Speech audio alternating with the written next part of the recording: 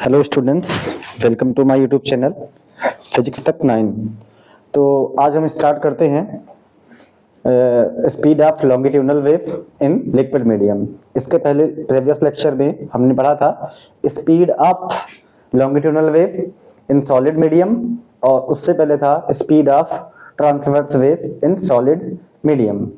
तो हमारा आज का टॉपिक होगा वेव मोशन का speed of longitudinal wave in liquid medium and gaseous medium. तो हम इस स्लाइड में इसी को पढ़ते हैं, स्पीड ऑफ लॉन्गिट्यूडनल वेव। तो स्टूडेंट्स स्टार्ट करते हैं टॉपिक को।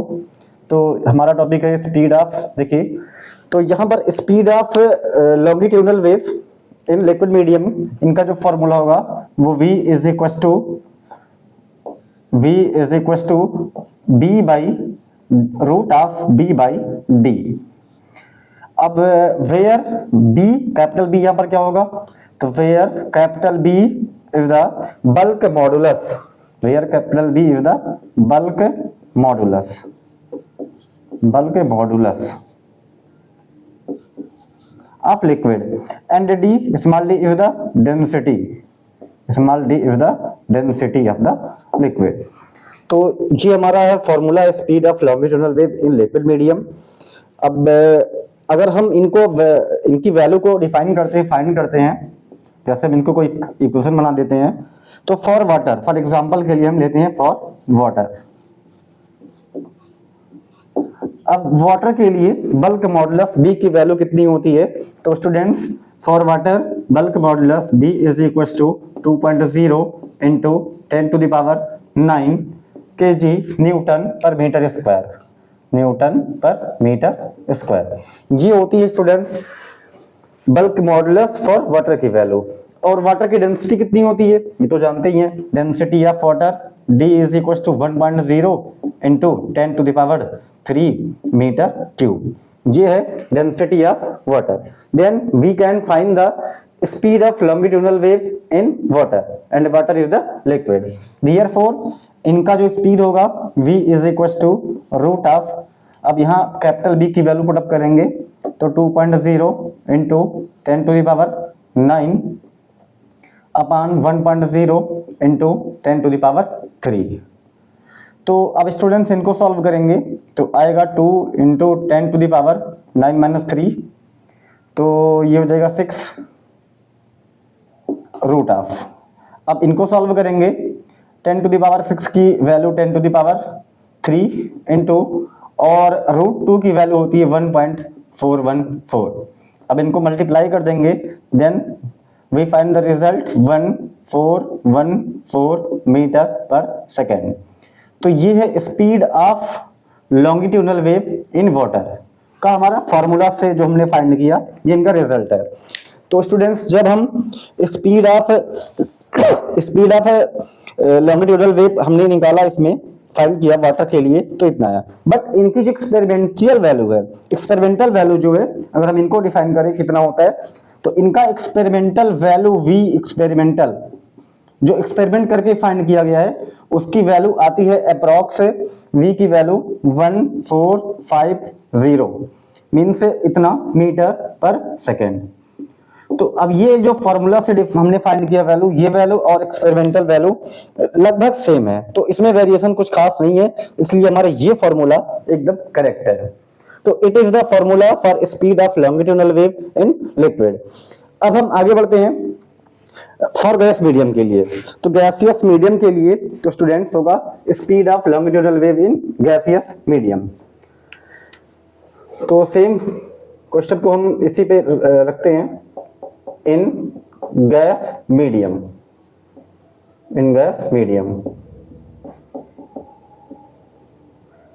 तो गैस मीडियम में भी इनका जो फॉर्मूला होगा, ये according to Newton's V is equal to root of B by D होगा। तो ये स्टूडेंट्स ये फॉर्मूला होगा speed of longitudinal wave in gaseous medium. अब गैसियस मीडियम में यहां पर B, यहां पर होगा bulk modulus and D is the density of the gas. तो स्टूडेंट्स फिर देखते हैं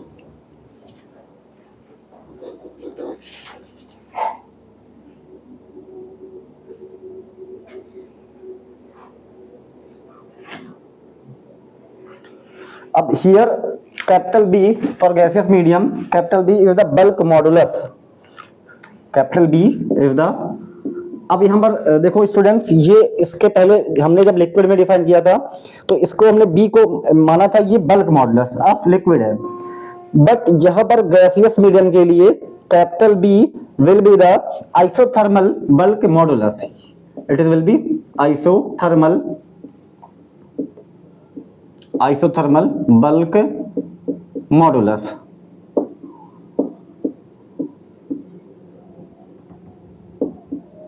अब यहां पर न्यूटन ने ये बात एज्यूम किया कि जब कोई लॉन्गिट्यूडनल वेव गैसियस मीडियम में प्रोपागेट करती है तो गैसियस मीडियम का जो टेम्परेचर होता है वो कांस्टेंट रहता है, उनके टेम्परेचर में कोई भी वेरिएशन नहीं होता है, इसलिए उन्होंने कहा जो कैपिटल बी है वो एक आइसोथर्मल बल्क मॉडुलस है, मतलब समतापी आयतन प्रत्यास्थता गुणांक है।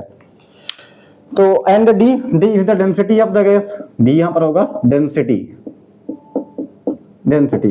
अब यहां पर हमें वी की वैल्यू फाइंड करनी है, तो अब यहां पर हम कोई भी रैंडमली एक गैस लेते हैं, उस गैस के लिए बी की वैल्यू और डी की वैल्यू, दोनों की वैल्यू को जब पुट करेंगे तो हमें यहां पर मिल जाएगा speed of longitudinal wave in gaseous medium. But यहां पर न्यूटन ने कुछ और भी कहा कि ऐसा है कि जब कोई लॉन्गिट्यूडनल वेव किसी गैसियस मीडियम में प्रोपागेट करती है तो उसका टेम्परेचर जो है रिमेन्स कांस्टेंट होता है, तो उस कंडीशन में isothermal bulk modulus B will be equal to the pressure of the gas, तो उस कंडीशन में जो होगा वो B is equal to P, where P is the pressure of the gas, then this formula will be V is equal to root of P by D।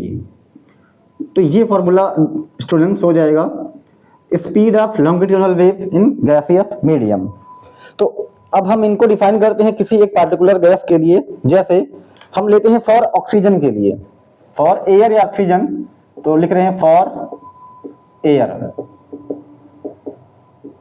तो air के लिए जो P यहां पर होता है atmospheric pressure, P is equal to 1.01 into 10 to the power 5 newton पर metre square, and density of the air is equal to 1.29 metre cube, sorry 1.29 kg पर मीटर क्यूब।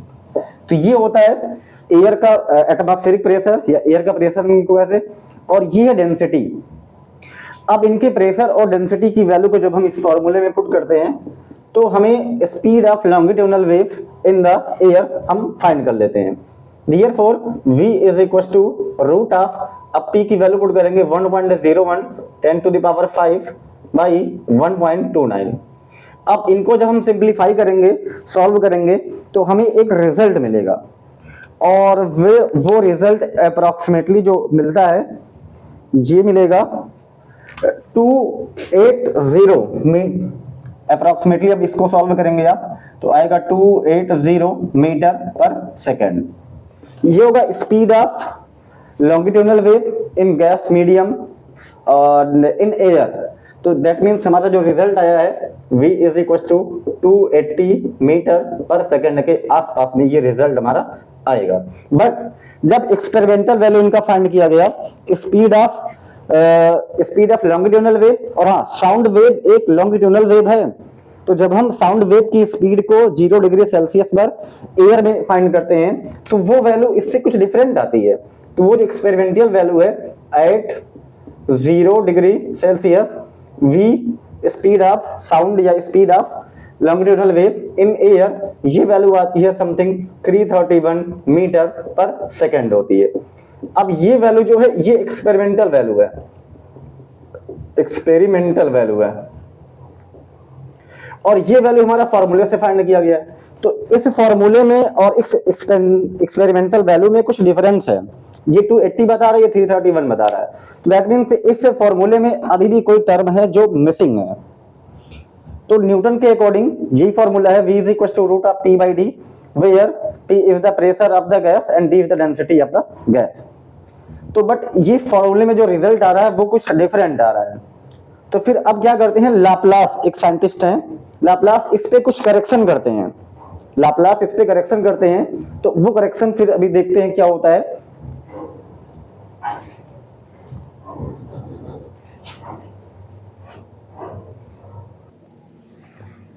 तो स्टूडेंट्स अब नेक्स्ट टॉपिक, नेक्स्ट में हमारा आता है Laplace correction. तो Newton का वो जो न्यूटन का जो फॉर्मूला था स्पीड ऑफ साउंड वेव या speed of longitudinal wave in gaseous medium v is equal to p by D root of p by D, v is equal to root of p by D. ये formula जो है, ये formula अभी incorrect है, इसमें कुछ order missing है या कोई वैल्यू जो है ये मिसिंग है। तो ये फॉर्मूला अभी हमारा करेक्ट नहीं है, इसको हम बोलेंगे ये एक एरर फॉर्मूला है। तो इस फॉर्मूले को डिफाइन करने के लिए, करेक्ट करने के लिए लाप्लास ने कुछ करेक्शन करते हैं। अब लाप्लास क्या बोलते हैं, लाप्लास के अकॉर्डिंग होता है, लाप्लास ने कहा ऐसा है, जब कोई भी लॉन्गिट्यूडनल वेव किसी भी गैसियस मीडियम में प्रोपागेट करती है, देन वो गैसियस मीडियम में न्यूटन ने जो बताया था कि गैसियस मीडियम का पूरा टेम्परेचर रिमेन्स कांस्टेंट रहता है, कभी भी वेरी नहीं करता है। लेकिन लाप्लास ने कहा ऐसा है, न्यूटन का वो स्टेटमेंट जिसमें न्यूटन ने कहा था जब कोई लॉन्गिट्यूडनल वेव किसी गैसियस मीडियम में पास करती है, प्रोपागेट करती है, तो उनका टेम्परेचर कांस्टेंट रहता है, वो स्टेटमेंट उनका गलत है। लाप्लास ने कहा ऐसा है, जब कोई भी लॉन्गिट्यूडनल वेव किसी गैसियस मीडियम में प्रोपागेट करती है तो गैसियस मीडियम के टेम्परेचर में कुछ वेरिएशन होता है। क्यों? क्योंकि गैसियस मीडियम में क्या होगा, डिस्टर्बेंस होगा, वेव बनेगी, लॉन्गिट्यूडनल वेव बनेगी, तो वहां पर अल्टरनेट ऑर्डर में क्या क्या बनेगा, कंप्रेशन बनेगा और रेयरफैक्शन बनेगा, कंप्रेशन बनेगा और रेयरफैक्शन बनेगा। अब कंप्रेशन और रेयरफैक्शन, इन दो अल्टरनेट में ये घटनाएं घटती रहेंगी, बनती रहेंगी, और कंप्रेशन के टाइम पे उनका जो टेम्परेचर कुछ इंक्रीज कर जाएगा और रेयरफैक्शन के इंटरवल में उसका टेम्परेचर कुछ डिक्रीज कर जाएगा।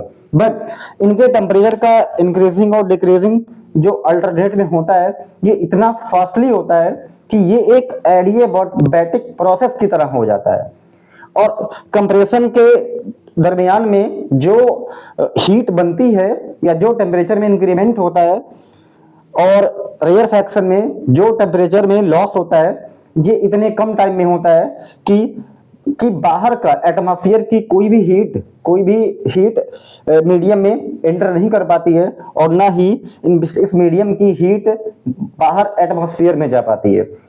तो देयरफॉर यहां पर क्या होगा कि रेयरफैक्शन और कंप्रेशन के टाइम पे इसमें टेम्परेचर में कुछ इंक्रीजिंग होगा और इसमें कुछ डिक्रीजिंग होगा। बट ये टोटल मिला करके ये हम कहेंगे कि इसमें टेम्परेचर में जो वेरिएशन होता है, टेम्परेचर में क्या होता है, वेरिएशन होता है। जबकि न्यूटन ने कहा था कि गैसियस मीडियम में जो टेम्परेचर होता है वो कांस्टेंट होता है। तो अब लाप्लास कहते हैं ऐसा है, टेम्परेचर कांस्टेंट नहीं होता है बल्कि वेरी करता है, वो कंप्रेशन और रेयरफैक्शन के अल्टरनेट ऑर्डर में इंक्रीज डिक्रीज करता है। बट ये एक एडियाबैटिक